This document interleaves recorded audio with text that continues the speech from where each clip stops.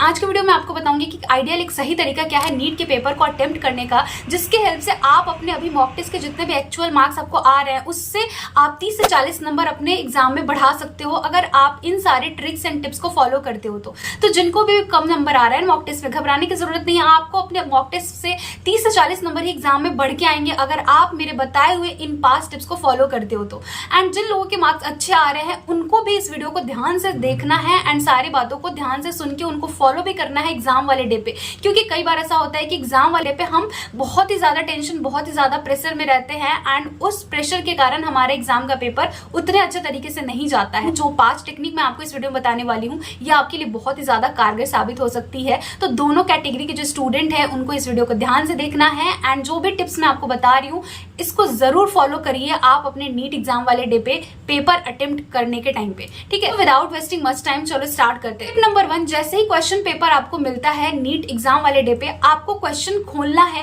And खोलने के साथ ही आपको तीनों सब्जेक्ट को एक बार में ही देखते नहीं चले जाना है। सबसे पहले आपको वो वाले पोर्शन पे स्किप करना है जिस पोर्शन में आप बहुत ही ज्यादा कॉन्फिडेंट हो, जिस सब्जेक्ट में आप बहुत ही अच्छे से आपका पकड़ हो। लाइक फिजिक्स, केमिस्ट्री, बायोलॉजी में ज्यादातर नीट वाले बच्चों को बायोलॉजी ही सबसे पहले प्रेफरेंस में रहता है, तो आपको सबसे पहले बायोलॉजी पे ही जाना है। क्योंकि अगर आप सारे पेपर को एक बार में देखने बैठ जाओगे ना तो कई बार ऐसा होता है कि आप फिजिक्स या केमिस्ट्री वाले पोर्शन में कुछ ऐसा देख लो, कुछ ऐसा डायग्राम देख लो, मान लो फिजिक्स में ही कोई ऐसा सर्किट दे दिया हुआ है जिसको देखने के साथ ही कोई ऐसा लॉजिक गेट दे दिया हुआ है, कोई ऐसा डायग्राम दे दिया हुआ है जिसको देखने के साथ ही आप इतना ज्यादा डर जाओ कि भाई मैंने ऐसे क्वेश्चन तो आज तक सॉल्व ही नहीं किया, आज नीट एग्जाम वाले डे पे ये क्वेश्चन में से कैसे सॉल्व होगा। वो क्वेश्चन आपके दिमाग में ऐसे चलते रहेगा एंड बाकी जो क्वेश्चन आप सॉल्व करने जाओगे तो बार बार आपके दिमाग में वही हॉन्ट करेगा कि वो क्वेश्चन तो मेरे को आता नहीं था, मैंने पढ़ा नहीं है, कैसे सॉल्व होगा। तो इस कारण आप जो क्वेश्चन बनाने जाओगे ना वो भी कहीं ना कहीं आपसे गलत होने के बहुत ही ज्यादा चांसेस रहेंगे। तो आपको पूरे ही क्वेश्चन को एक बार में नहीं देखना है, पूरे पेपर को एक बार में नहीं देखना है,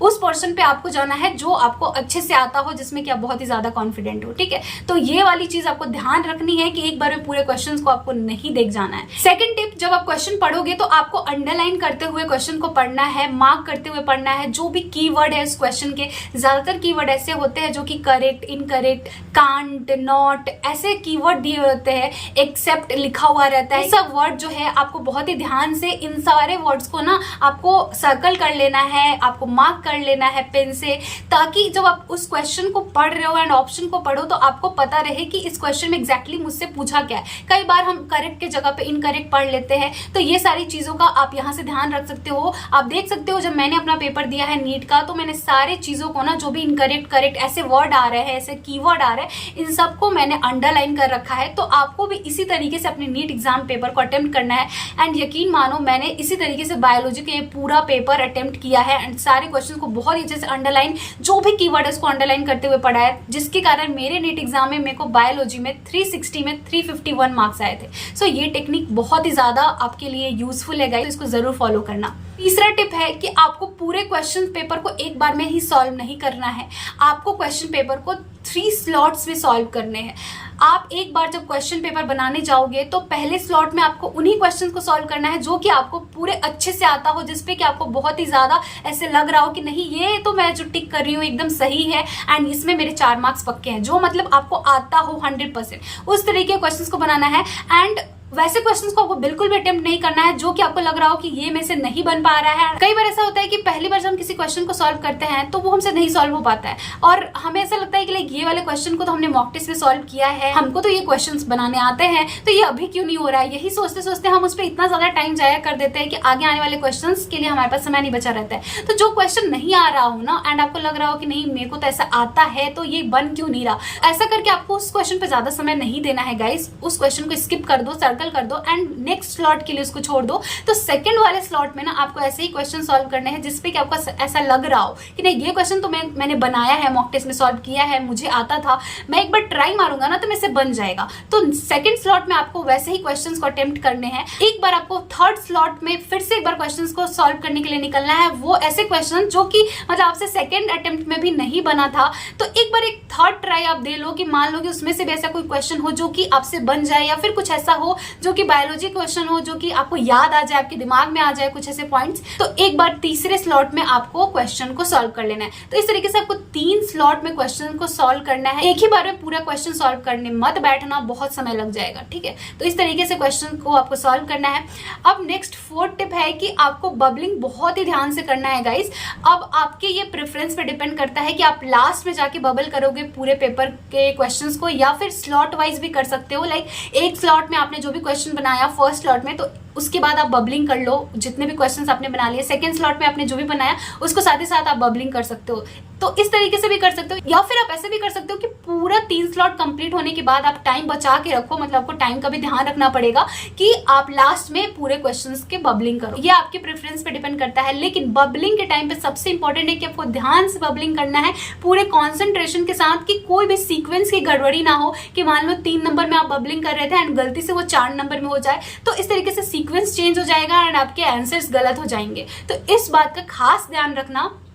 कि आपके बबलिंग एकदम सही हो, क्योंकि कई बार ऐसा हुआ है बहुत लोगों के साथ कि उन्होंने सारे क्वेश्चन सही बनाए हैं बट बबलिंग करने में उन्होंने गलती कर दी, जिसके कारण उनका पूरा क्वेश्चन गलत हो गया है एंड उनका सिलेक्शन रुक गया है। तो बबलिंग का आपको बहुत अच्छे से ध्यान रखना है। 5वां एंड लास्ट टिप यही है कि टाइम का ना एकदम से ध्यान रखना। आपके सामने वॉल क्लॉक जरूर लगा होगा, तो टाइम को आप हाथ में रख के चलना है। ऐसा आपको नहीं करना है कि आप अपने क्वेश्चन बनाने में लगे हुए हो एंड टाइम पे ध्यान ना दे रहे हो। इससे कि आपको बहुत ज्यादा नुकसान हो सकता है, क्योंकि टाइम निकल जाएगा, 1-1.5 घंटे बीत जाएंगे एंड तब आप देखोगे तो मतलब लाइक तब आपको अफसोस भी होने लगेगा कि लाइक इतना टाइम लग गया, मैंने टाइम पे ध्यान नहीं दिया एंड मेरे बहुत ही कम ही क्वेश्चंस बने हुए हैं अभी तक। तो टाइम का प्रॉपर ध्यान रखना है, क्योंकि मैं जब अपनी नीट एग्जाम का पेपर दे रही थी लास्ट टाइम, तो क्या हुआ था कि एक लड़की ने सारे क्वेश्चंस बना लिए थे बट उसने टाइम का ध्यान नहीं रखा, टाइम मैनेजमेंट उससे अच्छे से नहीं हो पाया एंड उसका पूरा का पूरा बबलिंग बाकी रह गया और टाइम बीत गया था। तो एक्स्ट्रा टाइम आपको नहीं मिलने वाला है, तो टाइम मैनेजमेंट आपको बहुत ही अच्छे से करनी है। तो टाइम पे ना आपको खास कर ध्यान रखना है कि आपके सामने वॉल क्लॉक रहेगा तो थोड़ा आप 15-20 मिनट के अंतराल पे थोड़ा आपको टाइम पे भी नजर दौड़ाते रहना है, ठीक है। इसके साथ ही लास्ट में एक चीज बोलना चाहूंगी कि देखो यार, डर तो बहुत लगता है, सबको लगता है। तो आई नो कि आपको भी बीच बीच में पेपर अटेम्प्ट करने के टाइम पे ऐसा लगेगा जब आपसे क्वेश्चन नहीं बनेंगे, तो कि लाइक बहुत ही आपको अंदर से डर लगने लगे कि भाई क्वेश्चन नहीं बन रहा है, क्या करे, कैसे होगा सिलेक्शन, ये सारी चीजें भी दिमाग में आएंगी। तो उस टाइम पर डरना नहीं है, पानी का बोतल आपके सामने ही रहेगा, एक घूंट पानी पीना है एंड एक लंबे सांस लेके छोड़ना है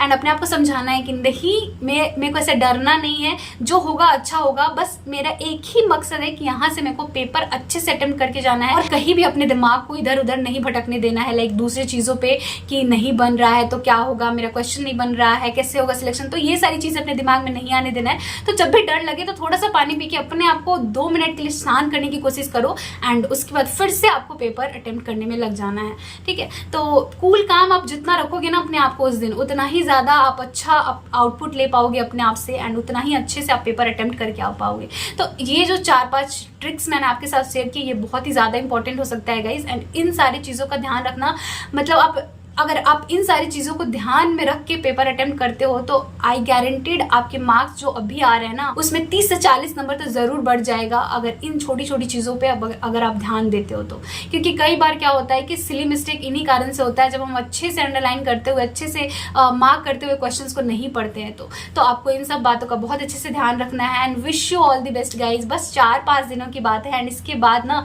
लाइक सिलेक्शन आपके हाथों में रहेगा एंड आपको पता लग गया रहेगा कि लाइक हाँ, इस साल मैं डॉक्टर बनने जा रही हूँ। सो चलो, इस वीडियो के लिए इतना ही एंड अच्छा लगा होगा तो चैनल को सब्सक्राइब कर लेना। होपफुली आप लोगों में से ज्यादातर लोग नीट में सिलेक्ट हो जाए, ऊपर वाले से मेरी यही विश है एंड चलो मिलते हैं नेक्स्ट वीडियो में। Thank you so much for watching this video.